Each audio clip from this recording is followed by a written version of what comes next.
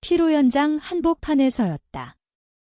샴페인 잔이 부딪히는 소리, 즘소리, 축하 인사들이 메아리 쳤다.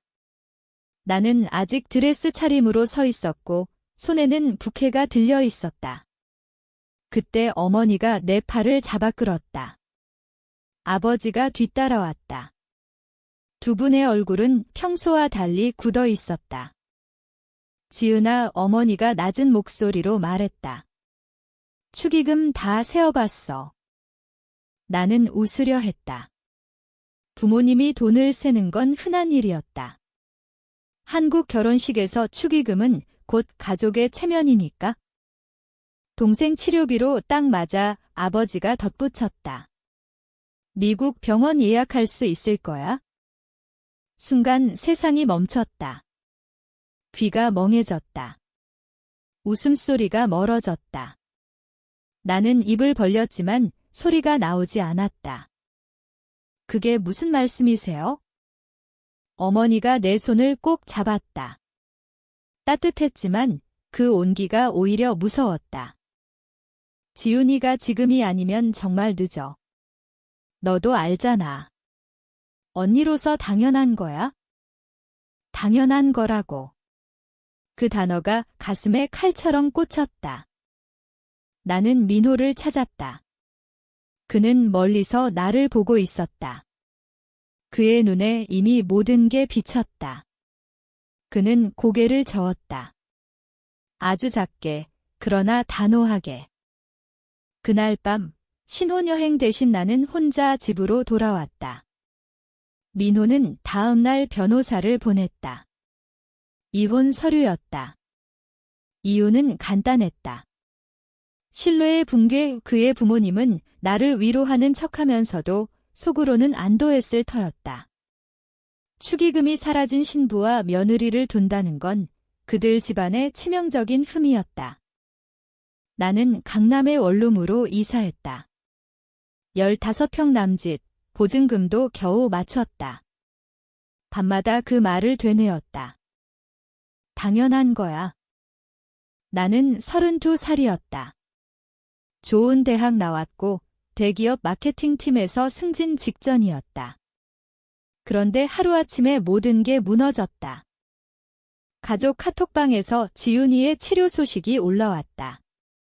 미국 병원 사진, 어머니가 올린 감사기 이모티콘, 아버지가 올린 구리 딸 살았다라는 글. 나는 일십했다. 처음이었다. 그때부터 나는 관찰하기 시작했다. 멀리서, 조용히. 지훈이는 정말 아팠다. 백혈병 말기. 골수 이식이 필요했다.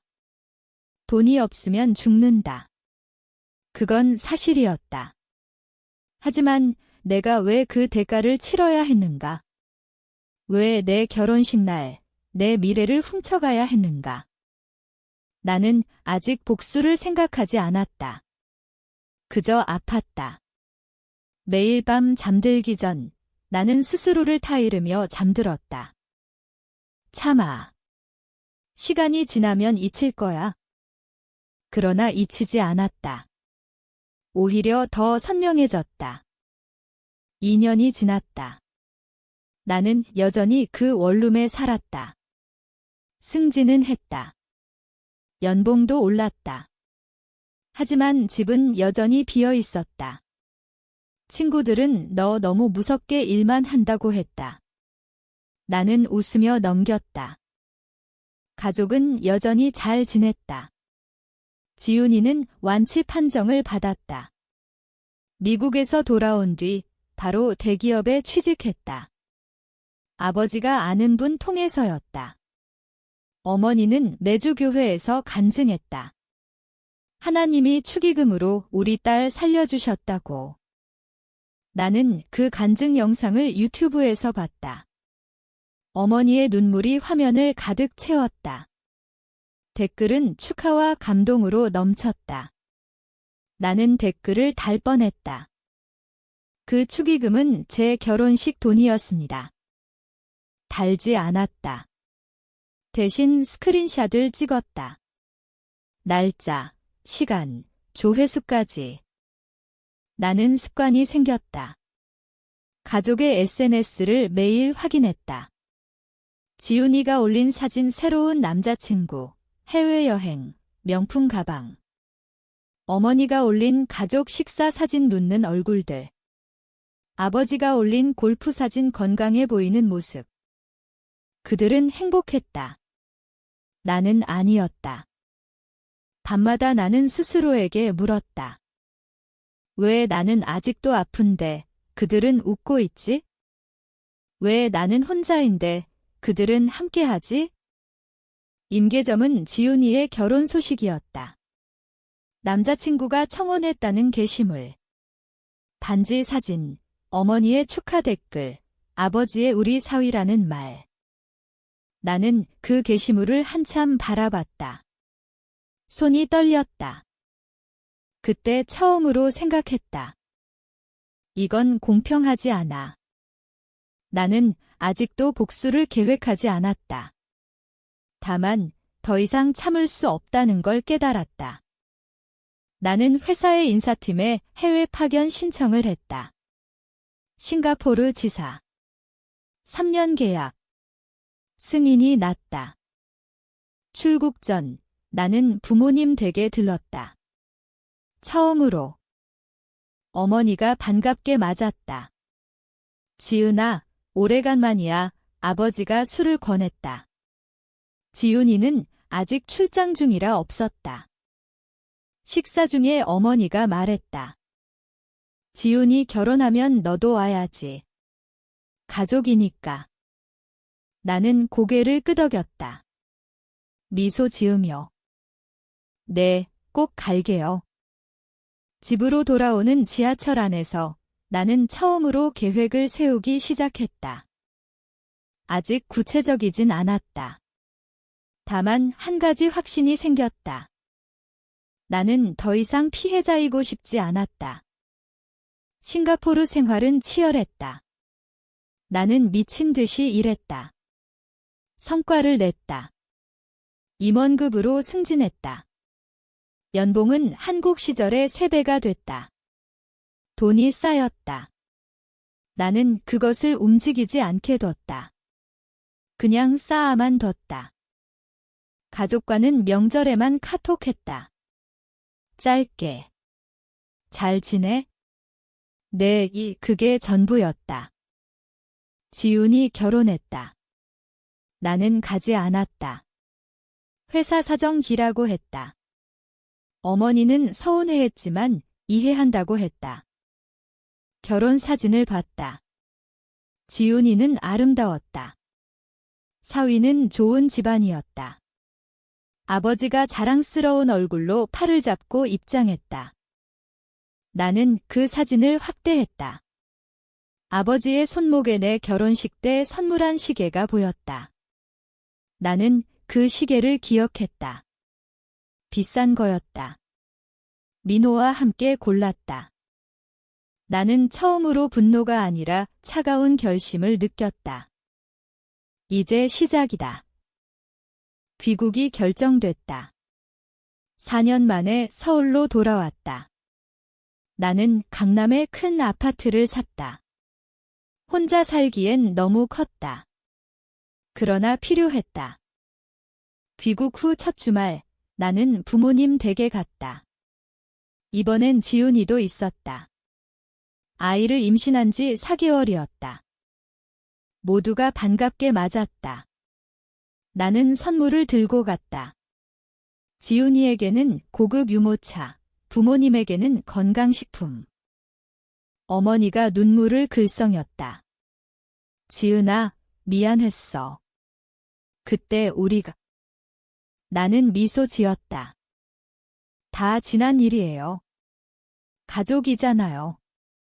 그날 저녁, 나는 지훈이와 단둘이 얘기했다. 언니, 그때 정말 미안해. 지훈이가 말했다. 눈물이 고였다. 나는 그녀의 손을 잡았다. 괜찮아. 너 살아있어서 다행이야. 그러나 속으로는 생각했다. 정말 다행일까? 그날부터 나는 자주 드나들었다. 돈을 썼다. 지훈이 산후조리원 예약, 아버지 건강검진 VIP 코스, 어머니 성형외과 쿠폰. 그들은 기뻐했다. 나는 그 기쁨을 하나하나 기억했다. 그리고 조용히 준비했다. 아버지의 회사에 문제가 있다는 걸 알았다. 부동산 PF 대출이 터졌다. 은행이 압박을 넣고 있었다. 나는 그 사실을 알고도 모르는 척했다. 아직 때가 아니었다. 아버지의 회사가 흔들리기 시작했다. 언론에 기사가 났다. 직원들이 퇴사했다. 집으로 채권자 전화가 왔을 거다. 나는 그때 연락했다. 아버지, 무슨 일 있으세요? 아버지는 처음엔 아니라고 했다. 그러다 결국 털어놨다. 지은아, 아버지가 잘못했구나. 나는 조용히 들었다. 그리고 제안했다. 제가 도울게요.